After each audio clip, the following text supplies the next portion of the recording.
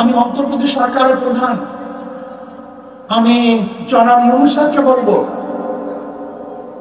জাতিসংঘের যে মানবতা অধিকার দপ্তর আপনি নিয়ে আসছেন, আমরা মানবাধিকার দপ্তর বাংলাদেশে চাই না। এটা মানবাধিকার দপ্তর নয়, এটা সমকামীদের দপ্তর। এখানে যে প্রধান হয়ে আসছে সে সমকামী। এই সমকামী প্রমোট করতে আমরা চাই না, এটা আমাদের সংস্কৃতি না। আমি ডক্টর ইউনূস সাহেবকে 2 হাত করজোড়ে অনুরোধ করব, আপনার বিরুদ্ধে আন্দোলন ওঠার আগেই এই মানবাধিকার অফিস আপনি এখান থেকে বিদায় দিয়ে দেন। মুসলমান হিসেবে বড় মানবাধিকার গোটা দুনিয়ার মধ্যে কেউ নেই। কাজী কোরআন ও হাদিস যাদের কাছে আছে, অন্য কাউ থেকে মানবাধিকার তার শেখার কোনো প্রয়োজন নেই। কি আপনারা এখানে মানবাধিকার করে সে অফিস চান? বিষয় সবাই হাত তোলেন। কেউ চান? আমরা কেউ চাই না, কেউ চাই না। সবাই হাত তোলেন। কেউ চাই? আমরা কেউ চাই না। আপনার বিরুদ্ধে আন্দোলন ওঠার আগে এটাকে বিদায় দিয়ে দেন, ঝামেলা দূর করেন। ইনশাআল্লাহ আসুন আমরা সমৃদ্ধভাবে এই দেশটাকে গড়ব। আমার শেষ কথা হলো এই, 2 নম্বর জমিতে 1 নম্বর ফসল হয় না, 2 নম্বর গাছে 1 নম্বর ফল হয় না, 2 নম্বর ছাত্রের কাছে 1 নম্বর, 2 নম্বর ওস্তাদের কাছে 1 নম্বর ছাত্র গঠন হয় না, 2 নম্বর নেতার কাছে দেশ কোনোদিন 1 নম্বর হতে পারে না, হতে একজনের নাম এ, একজনের নাম বি, একজনের নাম সি। এও চোর, বিও চোর, সিও চোর। ক্ষমতা আছে এ, সে কি করবে? হটাও এ, বসাও বি, সে কি করবে?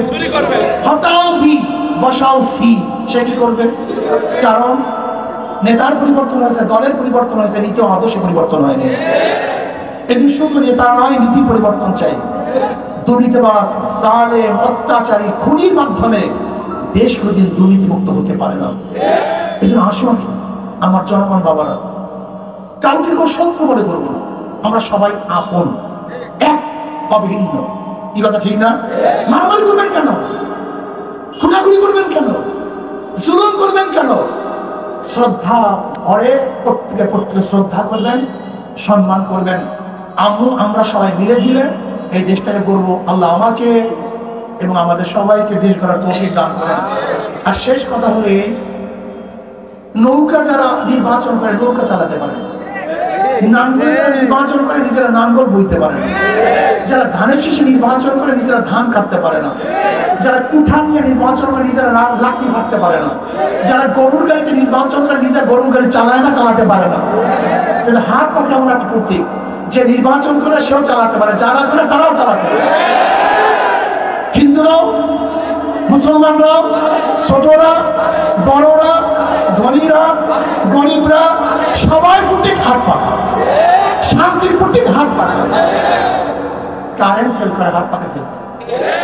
আসুন না, কেউ কেউ মার্কা নিয়ে ঘুমায় না, নাঙ্গল কেউ বুকে নিয়ে ঘুমায় না, নৌকা কেউ বুকে নিয়ে ঘুমায় না, ধানের শেষ কেউ বুকে নিয়ে ঘুমায়, কিন্তু ঘুমের সময় এই হাত পাখাটা বুকের উপরে থাকে। ঘুমের সময় মানুষের বুকের উপর কোন পাখা থাকে? হাত পাখা। এটা শান্তির প্রতি, সবার প্রতি, সর্বজনীন। আমি বিশ্বাস করি হাত পাখা যদি বিজয় হয়, এই জাতি বিজয় হবে, দেশ বিজয় হবে, মানব বিজয় হবে। আমি সবাইকে কবুল